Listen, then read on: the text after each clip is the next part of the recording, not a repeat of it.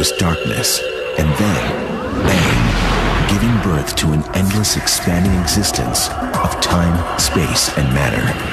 Now see further than we've ever imagined, beyond the limits of our existence, in a place we call the universe.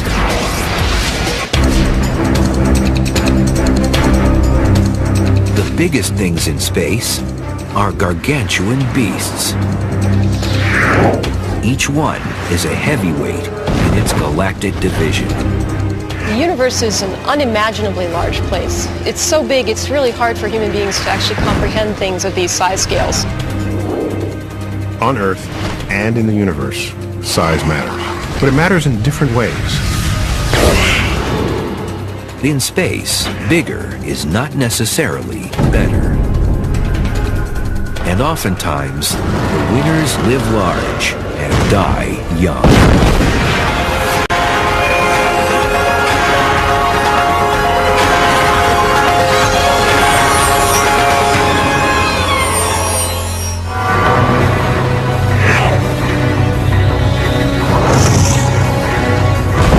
They're the Mount Everests of the cosmos. Astronomers aim their telescopes at them like paparazzi, eager to capture images of their every movement. They are the biggest things in the universe, and their sizes are truly mind-boggling. The good thing about being huge in the universe is that the universe is even huger than you are. So there's plenty of space to stretch out and get your size measured among intelligent civilizations that are having a look. The first thing you find out when you start studying astronomy is how darn big everything is. Almost everything you're studying is so far beyond any kind of human scale that we're ever going to encounter in our normal lives. The universe is brimming with gigantic objects. Within our own solar system, Earth is the 5th biggest planet. But it's 100 million billion times smaller than the largest stuff in space. So what holds the coveted title as the biggest thing in the universe? Most astronomers agree it's the cosmic web, an endless scaffolding of superclusters of galaxies surrounded by dark matter, an invisible and mysterious form of matter that accounts for 90% of the universe's mass. The largest thing in the universe, you might even wonder if it's a thing at all, it's a web of dark matter that fills the volume of the universe. Dark matter is this matter that we can't even see. It doesn't emit any light, but it is filled throughout the universe, and there's structure in it. Dark matter is something much more mysterious than most people know. Literally, the stuff that makes me up. Dark matter isn't made of that. I don't think you could smell it. I don't think you could touch it. It simply has gravitational attraction. The cosmic web of dark matter becomes visible when looking at the objects that fill it. This cosmic web really is almost like a three-dimensional spider's web. At the very center of all the vortexes, there are the superclusters, clusters of thousands of galaxies, and then filaments of galaxies connect them all the way across the volume of the universe. The deepest, strongest gravity at the intersections of these web-like structures is where all the gas falls. And that's where galaxies form, clusters of galaxies form. But just how big is the cosmic web?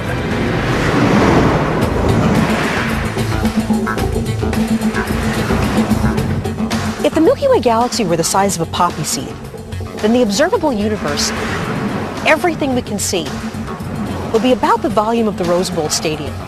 Now that entire volume is filled with the cosmic web, superclusters linked together from one side of the universe to the other.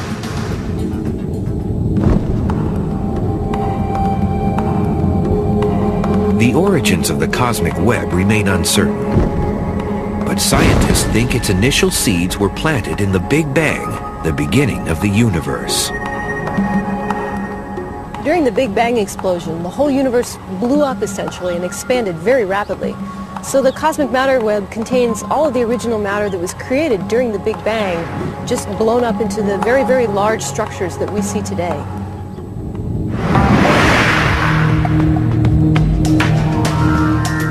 Scientists are actively trying to map out the cosmic web, which spans the entire universe. One way is to look at hot X-ray emitting gas and how it's contained by the gravity present in the dark matter. Another way is to look at something called gravitational lensing, where light is bent by the gravity of the cosmic web. And so we're able to sort of see the outlines of that cosmic web by the way it distorts the light that's behind it. The cosmic web basically contains everything in the universe. But some scientists question whether it's technically the largest object, because the web isn't continuously connected throughout space. The cosmic matter web is not actually the largest gravitationally bound object in the universe, because all the matter in the universe has expanded so vastly, the force of gravity is not enough to keep it together in one area, whereas superclusters of galaxies are actually gravitationally bound, meaning that they have enough mass to produce enough gravity to hold them together over the passage of time. Astronomers don't have a firm estimate, but the cosmic web could be made up of hundreds of thousands of supercluster complexes. These are mega collections of galaxies, gravitationally bound, up to hundreds of millions of light years across. The universe is organized hierarchically. Stars make up galaxies, galaxies make up clusters, clusters make up superclusters. You could draw an analogy that a cluster might be the North American continent and a supercluster might be the association of cities on the North American continent, cities on the European continent, cities on the Asian continent, etc. The current record holder for the largest supercluster of galaxies is called the Shapley supercluster. This dense region of galaxies is 400 million light years long. So it would take the fastest interplanetary spacecraft trillions of years to travel across it. The Shapley supercluster spans several constellations and is almost 650 million light years from our Milky Way galaxy.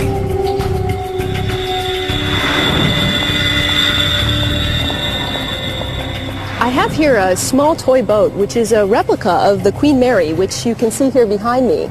And this little toy is about 4,000 times smaller than the real Queen Mary. If you could just imagine that our own Milky Way galaxy that we live in is the same size as this toy boat, then one of the most massive superclusters that we know about, the Shapley supercluster, would be the same size as the Queen Mary. So this Shapley supercluster would be about 4,000 times larger than our own Milky Way. It's one of the most massive things we know about in the entire universe. Astronomers have known about superclusters since the 1950s, but now they've determined their origin through recent measurements of the cosmic microwave background, which is actual radiation left over from the Big Bang. It's been concluded that all superclusters, including the Shapley supercluster, originated during the formation of the universe over 13 billion years ago. As the universe evolves and expands, gravity is an attractive force, so any region that has a little extra density there attracts more matter and more matter. So Shapley is a cluster that basically had the accumulation of many other little galaxies falling into it, and that's how it's gotten so big over time. Incredibly, scientists think the Shapley supercluster may be even bigger than it appears. In fact, we may only be seeing a small fraction of what's really contained within the Shapley supercluster. When the Wide Field Infrared Survey Explorer launches, we should be able to see about 10 times farther away, and hopefully we'll be able to see the rest of the Shapley supercluster to see if it is even more massive than what we already know about. Superclusters of galaxies will stay together over time because they're gravitationally bound. Gravity is holding them together, so even though the universe is expanding, over time, those superclusters of galaxies will stay together, and they'll always keep orbiting each other.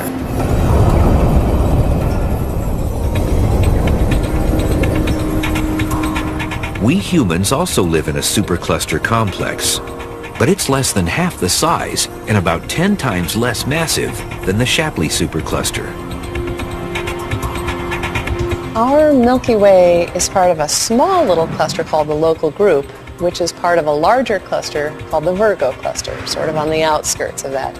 So it's like your home address. You live on this street in this town, in this state, in this country.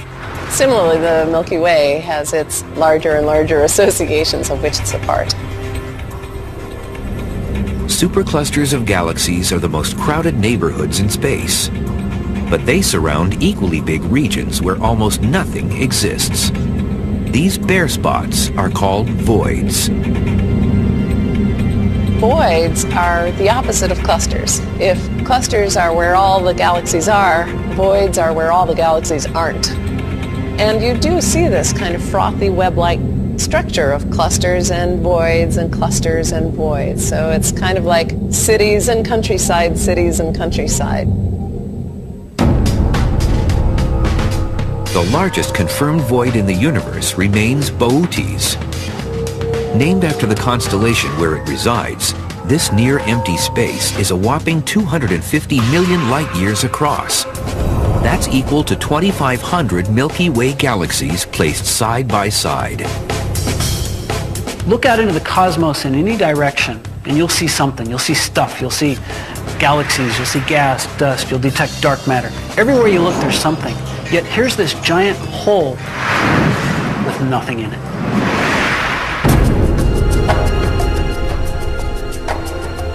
The Boötes void, which was discovered in 1981, is almost completely devoid of galaxies. A new way to search for even larger voids may be possible by precise measurements of the temperatures of the cosmic microwave background radiation. Subtle cold spots in this radiation could locate the directions of large distant voids.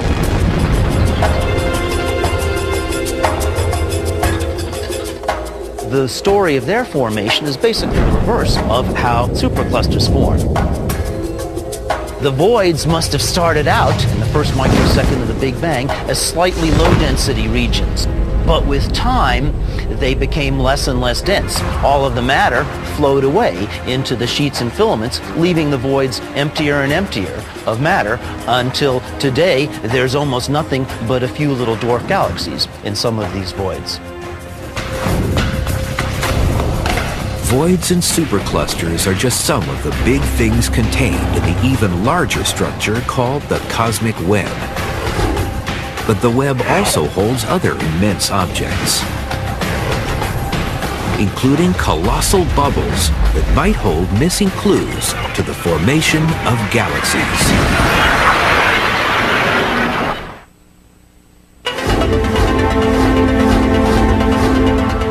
The universe is packed with monstrous things. Researchers have recently discovered giant clouds of gas that resemble something out of a horror movie. These mysterious objects are called Lyman alpha blobs. My personal favorite biggest objects in the universe are the Lyman alpha blobs. An unpredicted, unexpected phenomenon where you're catching a galaxy in the first phases of its formation and collapse. A Lyman alpha blob is very much like this expanding soap bubble. Except in the case of the soap bubble, it's the air which is making it fill up. A Lyman alpha blob is expanding because of heat. A lot of energy has been injected into this gas to make it heat up. And when you put all that energy into a gas, it inevitably tends to puff up and expand exactly like an expanding bubble. In the case of a Lyman alpha blob, it's being puffed up by heat and maybe also by the ultraviolet radiation from the newly formed stars. The largest known Lyman alpha blob is a colossal amoeba-shaped structure that resembles a giant green jellyfish. It's 200 million light-years wide and is located in the constellation Aquarius. When we're looking at the Lyman alpha blob, we're seeing gas that's sort of spread amongst these very first stars and galaxies. It's kind of an amorphous shape of about 30 separate little blobs inside of it. It's very large and very massive. The whole structure is about 3,000 times the size of our own Milky Way galaxy. The Keck and Subaru telescopes in Hawaii contain special filters that are able to see this faraway blob, which spreads out along curvy tentacles. Scientists estimate that the largest Lyman alpha blob was formed about 12 billion years ago, almost 2 billion years after the Big Bang. The observational technique we use to see that gas, it refers to a very specific color of light, emission of light that's called Lyman alpha. So you hear a phrase Lyman alpha blob because if you take an image of the sky through a filter that gives you only that Lyman alpha light, that very special wavelength of light, you'll see a little blob on the sky. Lyman alpha blobs are perhaps precursors to the galaxy clusters we see today. Within these gigantic bubbles may exist cocoons that will one day spawn new galaxies. The Lyman alpha blobs are probably a fairly special, short-lived phase in the evolution to creating a galaxy. I expect that most of them are going to collapse and form young galaxies in the next 100 million years or so of their lives. So it's a special phase just when a galaxy is beginning to pull itself together. The search of the universe for Lyman alpha blobs is just beginning. We'll undoubtedly find many more of them, and even perhaps some larger ones in the future. Stay tuned. Lyman alpha blobs may hold the answers to the formation of individual galaxies, which are gravitationally bound systems containing stars, gas, dust, and dark matter. At least 100 billion single galaxies exist in the observable universe. They range in size from 10,000 to millions of light years across. Galaxies, these titanic collections of stars, I think of them as cities, having been born in one myself. Not only a galaxy, but also an actual city. A native of New York, where everyone is crowded together. Galaxies are sort of how matter has organized itself in the universe. In the competition for largest single galaxy in the universe, sizing up a winner is challenging. The problem in saying what's the largest galaxy is in deciding where they end.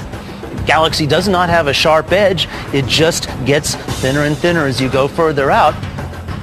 It's exactly analogous to saying where's the end of a very large metropolitan area. Where's the end of Los Angeles? You can go out 50 miles and you'll still find a fairly high density of suburbs. The suburbs of a big galaxy like the Milky Way extend out very, very far, more than 100,000 light years. And with a giant galaxy, those suburbs extend out hundreds of thousands of light years. Since scientists can't determine a clear winner, several galaxies share the title as biggest. They're called cluster diffuse, or CD galaxies. And they sit in the centers of rich clusters of galaxies. If you think about the cosmic web as being sort of like a three-dimensional spider web, well then the spiders lurking in the middle of the web are these monstrous CD galaxies, as we call them. These galaxies can have masses that are, in some cases, maybe 10 times or 20 times the mass of our own Milky Way. These CD galaxies are the largest galaxies in the universe. For example, IC 1101 sits in the center of a galaxy cluster called Abell 2029, and it's 6 million light years across. Compare that to our own Milky Way, that's 100,000 light years across. It's a really big galaxy. It's 60 times the size of our Milky Way. CD galaxies are elliptically shaped, as opposed to a disk structure like our Milky Way. This is because they've achieved their size by bulking up on other galaxies through galaxy mergers. You may have heard the phrase galaxy cannibalism, where one galaxy eats another. That goes on all the time in clusters of galaxies. So sitting usually down at the very center of a massive cluster, you'll find one big galaxy. These CD galaxies have so much mass that they are the 800-pound gorilla wherever they are. You see little galaxies maybe orbiting around them, but basically it's eaten up everything nearby. The largest galaxies may be 6 to 20 million light-years across. However, there are other objects even larger. They're called radio lobes. Stretching out from both sides of a galaxy, these immense structures are actually hurling jets of charged particles that emit radio waves. So we're here in this auto body shop where I'm going to use these two torches to simulate radio jets coming out of opposite sides of an accretion disk swirling around a supermassive black hole. So in the visible, you see a small blue flame coming off of the torch. But in the infrared, you can see that the heat from the torch extends much, much further out. Similarly, with the radio jets, what you see in the optical is actually quite different from what you see in radio waves. A typical lobe might be 160,000 light years as the lobe spreads out on both sides of the galaxy. That's about twice the size of the Milky Way galaxy's disk.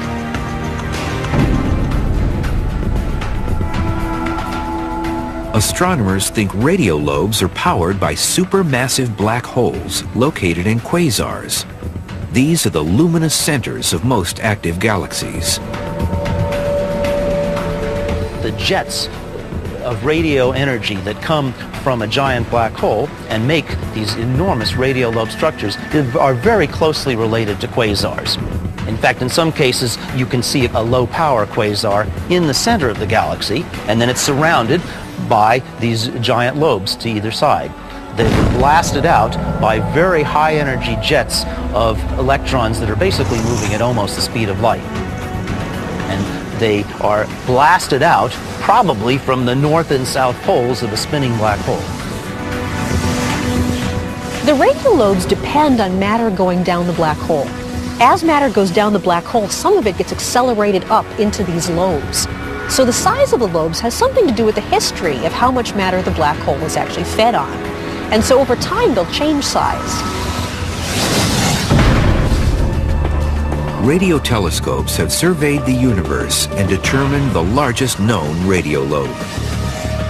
The undeniable record holder is located in the galaxy named 3C236, which is in the constellation Leo Minor. Its jets span 40 million light-years across. Scientists don't understand why some active galaxies form these jets and others don't. But one thing's certain, radio lobes will not last forever. Perhaps for only a few million years.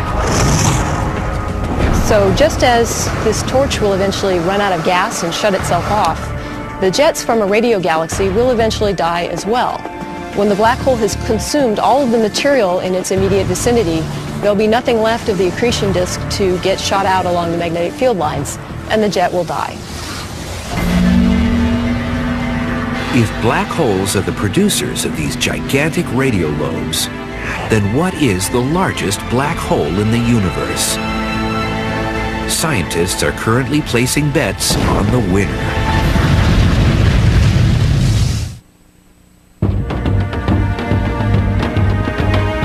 When it comes to the biggest things in the universe, some black holes earn a place in the record books.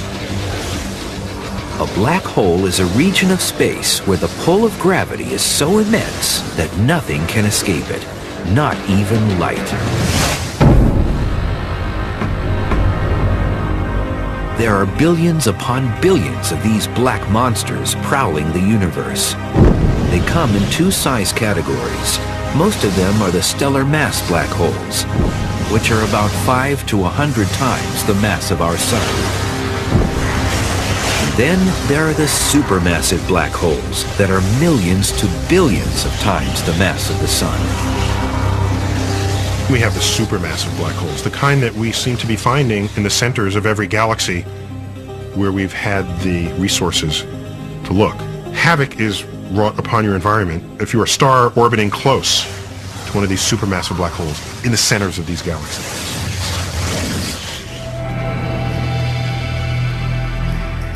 Black holes are not physically large regions, but when measuring their mass, they become top competitors in the galactic heavyweight division. The center of our Milky Way, we know that there's a black hole that's about maybe 3 million times the mass of our own sun. And yet, because black holes are so incredibly dense, the actual size of the black hole is still fairly small, but incredibly, incredibly powerful gravitationally. As their name suggests, these black beasts are essentially black because no light can escape them. So one can only be observed when its gravity affects something else in space, such as a passing star, or when it's gorging on matter around it.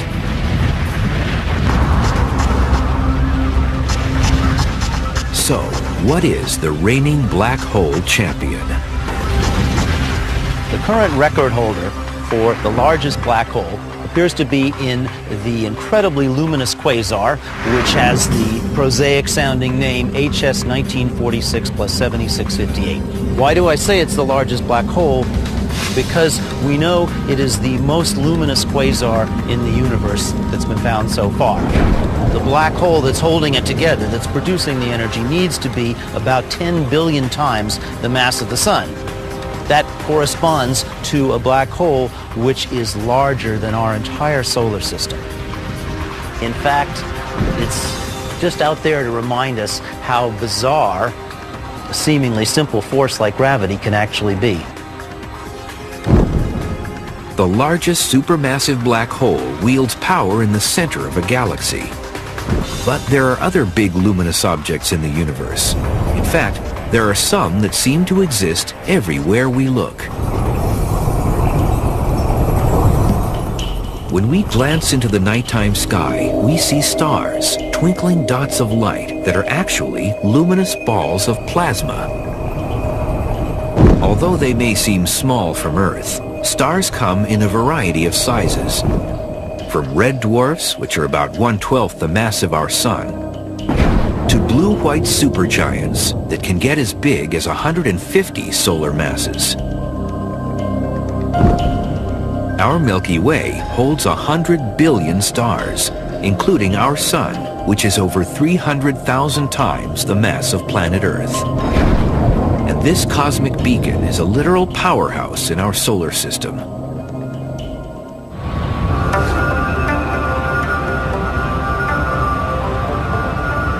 This natural gas power plant produces about 300 megawatts of power. Now that's enough to power a few 100,000 homes. But that's only a tiny fraction of our sun's energy output.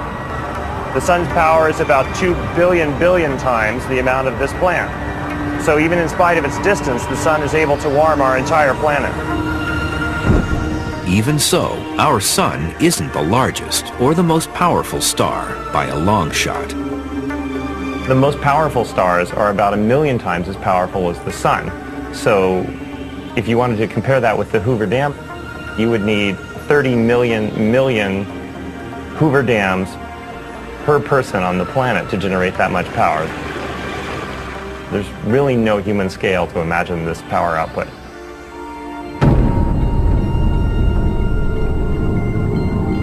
The largest and most powerful stars that produce this kind of energy are called red hypergiants. That's a class of stars that's even larger than supergiant stars. So typically stars, like our sun, are fusing hydrogen into helium to make their energy. But hypergiant stars have already exhausted all the hydrogen in their core, and they're fusing hydrogen into helium in the outskirts around the core, and that makes them extremely hot and energetic, and all that energy causes the star to swell up. And so the star ends up with a very large surface area. Surface areas of the size of the Earth's orbit or even bigger. Within the hefty field of red hypergiants, VY Canis Majoris appears to have the largest diameter. It's 2,000 times wider than our sun, and consequently, it would take the world's fastest race car 2,600 years to circle it once. This stellar champ lives about 5,000 light years from Earth in the constellation Canis Majoris. If you replace the Sun with VY Canis Majoris, if you put this hypergiant star where the Sun is, its radius would extend out past Saturn's orbit. It'd be about 9 times as far from the Sun as the Earth is. So this is a much broader in diameter star than our Sun is. Astronomers determine the radius of such a large star by looking at its temperature. We use measurements of the temperature of the star's surface, which we can get from the color of the star, and then we will also measure the total power output or luminosity of the star. And by combining those, we can determine what the total surface area is of the star, and from that we get its diameter.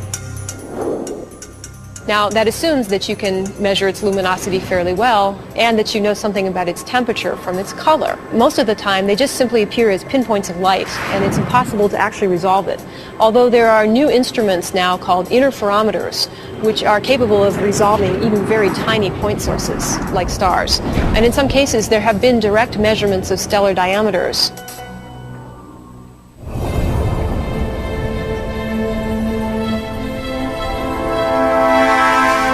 VY Canis Majoris will not be a title holder forever. The red hypergiant is losing mass at the rate of almost 30 Earth masses or more per year. The largest stars in the universe, like VY Canis Majoris, are actually dying stars. That as stars begin to die, they burn their nuclear fuel much less stably. They puff out over time. VY Canis Majoris is probably only a few million years old. Stars that are as massive as it is don't live very long. They use their fuel up at prodigious rates. Then they swell up into this hypergiant state and only live there for a few 100,000 years, a very short time scale, and then rapidly explode. VY Canis Majoris might have the largest diameter, but when it comes to possessing the most mass, there's another star that tips the scale.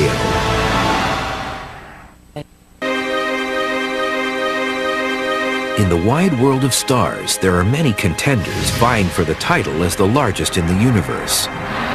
But when it comes to stars, big can mean two different things. When you talk about the biggest star, you could mean one of two things. You could either mean the star that has the largest diameter, or you might mean what its mass is. And mass is a measure of how much stuff you have. It's sort of like your weight when you step on a scale, how much matter your body is made of. According to some astronomers, the most massive star is located in our Milky Way galaxy. It's part of a binary star system known as A1, which is actually two stars that orbit each other once every 4 days. We find there that one of the stars appears to have a mass of about 115 times the mass of the Sun, and the other star is also enormous, about 84 times the mass of the Sun. So both stars in this binary are among the most massive stars that we have ever measured. There may be more massive stars than the combination in A1 in this star cluster, but that's the most massive that we've been able to measure directly. These massive stars will live full but short lives.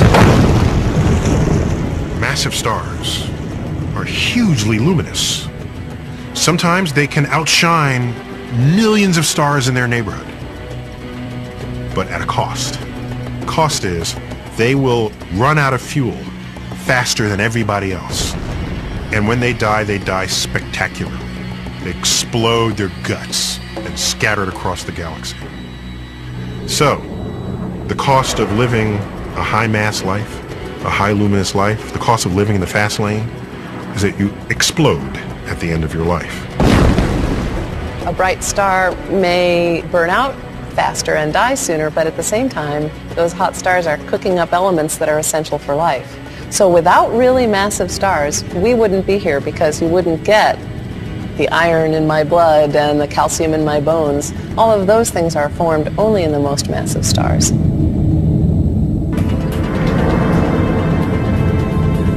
We humans need essential elements from massive stars.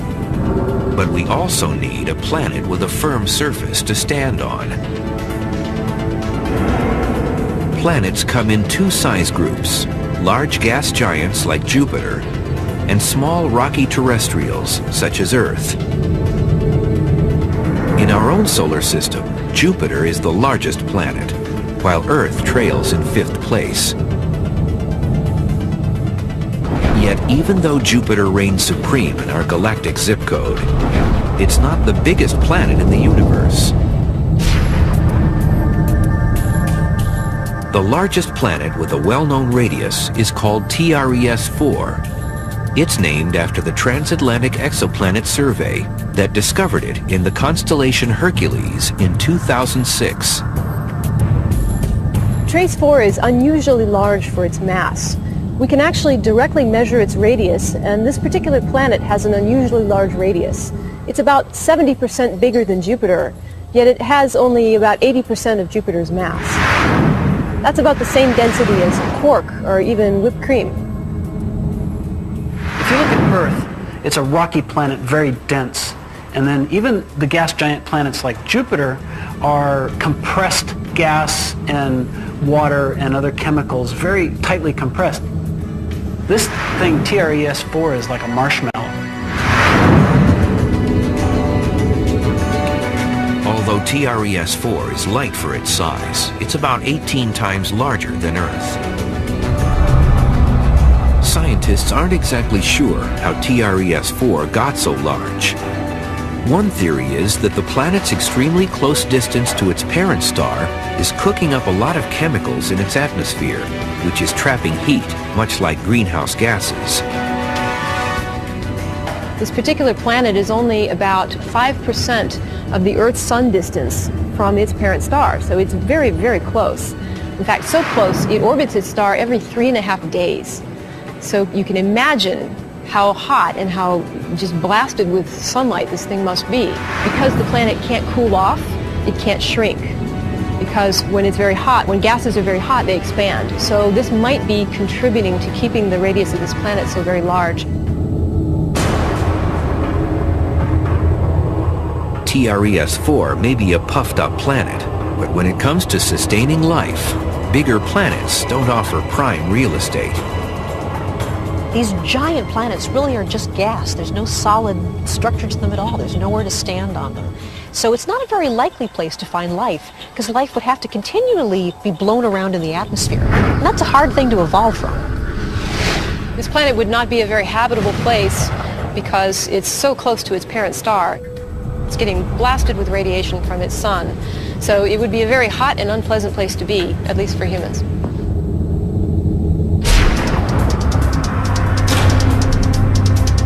TRES-4 currently has the largest known radius. However, the planet could be bumped out of first place in the near future. Scientists are finding new planets basically every day almost at this point. So it's quite possible that we will find another one that's even bigger than this particular planet anytime. In addition to planets, scientists are also discovering new asteroids all the time. These are rocky bodies that didn't become planets. And the largest one may exist in our galactic neighborhood.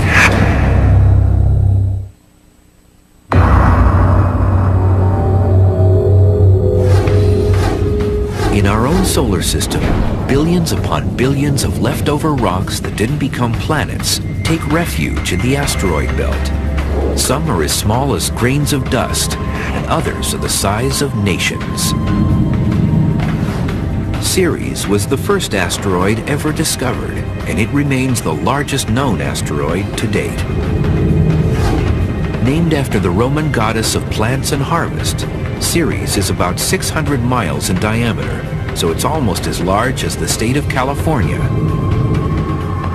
Ceres is so big that it contains 25% of all the mass in the asteroid belt.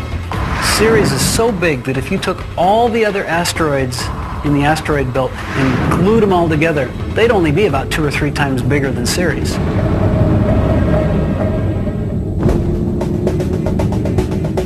Ceres' size sets it apart from the rest of the rocks in the asteroid belt. It would take the Apollo lunar rover 10 days to drive around the asteroid at 8 miles per hour. But in addition to its size, Its other distinct feature is its round shape. We have all these Idaho potatoes orbiting in the asteroid belt of the solar system, most of which are craggy chunks of rock. Ceres is large enough, massive enough, that its gravity has overcome the strength of the rocks that contain it. And any time that happens, the shape becomes a sphere.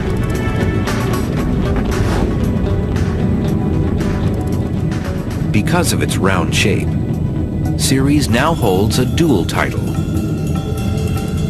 The current definition of a dwarf planet is something that in fact is massive enough and has enough self-gravity to form itself into a round shape.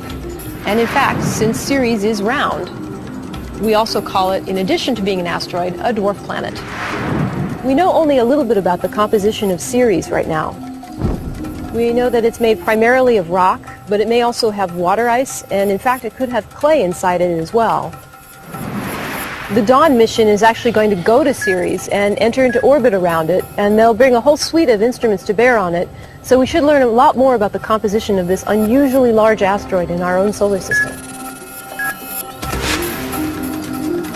Ceres may be the largest asteroid in our solar system, but it's a big universe out there.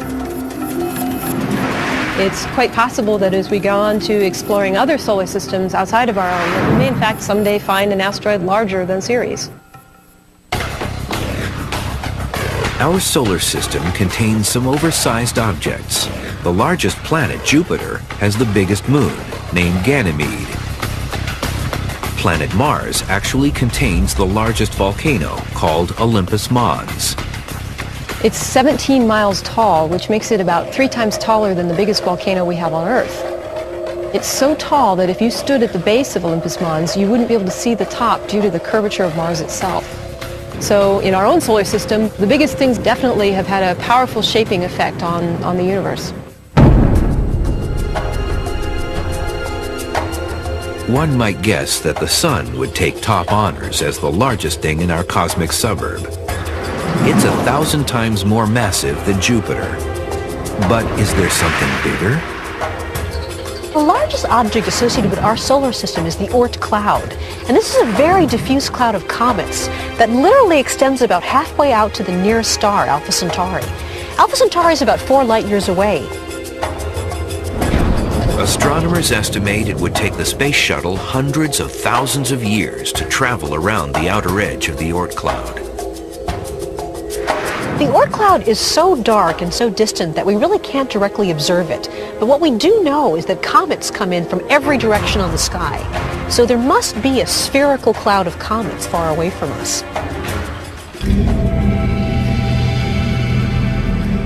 The origins of the Oort cloud remain puzzling. One theory is that it was formed early in our solar system. As comets fell in towards the forming sun, they were ejected into long orbits. Over time, their orbits threw them out into a giant cloud. It's very far away, and it's filled with icy remnants that have just been left in basically the same state that they were from right around the time when our solar system formed, about 4.5 billion years ago. So they are, you could say, the archaeological remnants of the formation of our solar system. The universe is comprised of things both big and small. But it's the large structures in space that challenge our understanding of how the universe works. Although astronomers have found many substantial objects, the quest to find even larger ones continues. Astronomers are hoping to find new large planets, new huge superclusters, and learn more about the things that we've already seen. As technology improves with better telescopes, better detectors, newer surveys, we will be able to see farther into space and therefore hopefully discover even bigger things than we already know about.